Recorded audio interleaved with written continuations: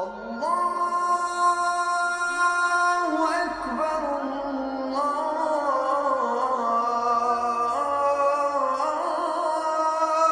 أكبر.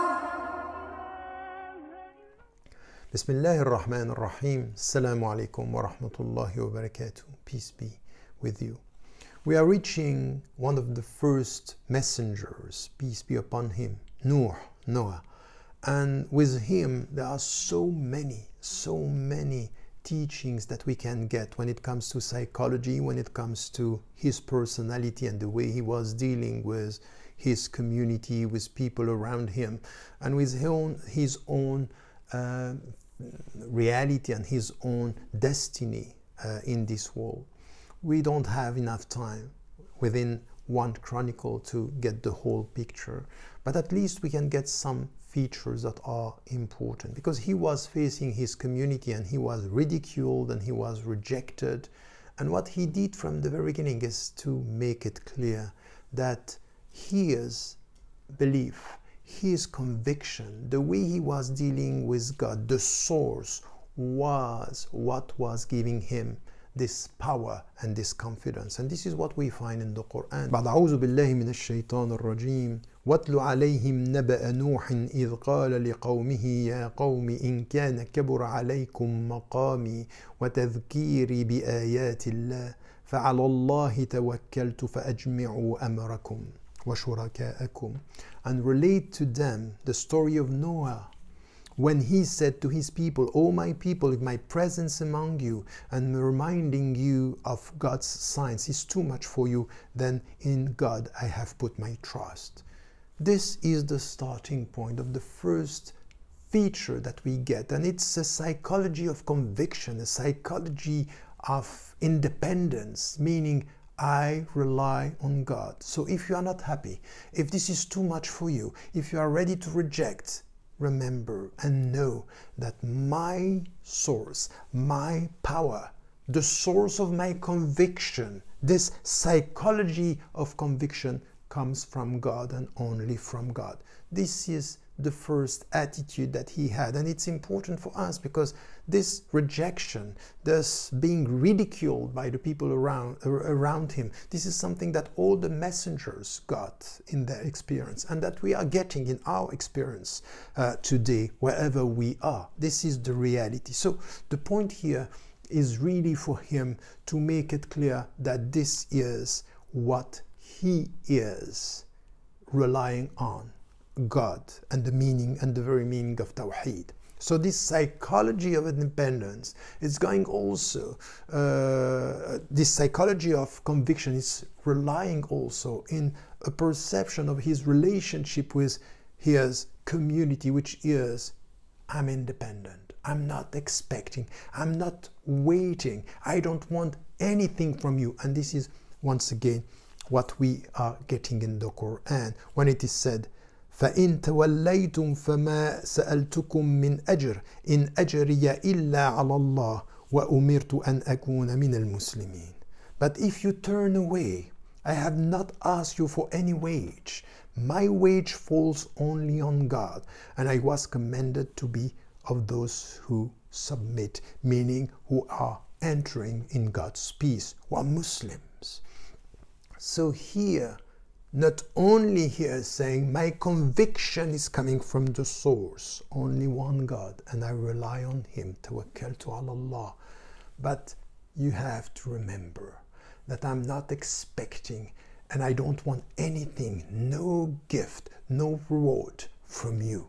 I'm independent. So there is here to be added a psychology of independence to the psychology of conviction, which means that this is where he's getting his power. This is where and from where he's getting his confidence as a messenger, peace be upon him. And now he also was facing the rejection of the people and people ridiculing him and not accepting him. What was his answer when he was dealing with this? That's also important in the way, because this is something that we are experiencing today as well. And this is what we find in the Quran. ويصنع الفلك وكلما مر عليه ملأ من قومه سخروا منه قال إن تسخروا منا فإنا نسخر منكم كما تسخرون. As he was building the ark, whenever some of his people passed by him, they ridiculed him. He said, if you ridicule us, we will ridicule you just as you ridicule us today. Meaning here that he had a sense, and he has a sense, that what is happening now, the fact that I am rejected, that the fact that you are ridiculing me, the fact that you are rejecting the message, justice today is not justice, or what is done today to us is not the very essence of justice, that there is something that will come later. So patience is part of the journey. Relying on God with patience means that if I have to face tests and people rejecting me today, my relying on God, it's what is giving me this confidence and this power in my life. So ready for the struggle, ready to resist with patience and wisdom and perseverance. Now, the last thing which is important is that he had also within his family to deal with challenges and tests, his own wife and his own son. So he came to spread the message around the world, and what we have in the Quran is saying, what about your wife now? And what we find in the Quran, ضرب الله مثلا للذين كفروا امرأة نوح وامرأة لوط. So what we find, God illustrates an example for those who disbelieve, the wife of Noah and the wife of Lot. Meaning here that he came to change the world, but he was not able to change the heart of his wife.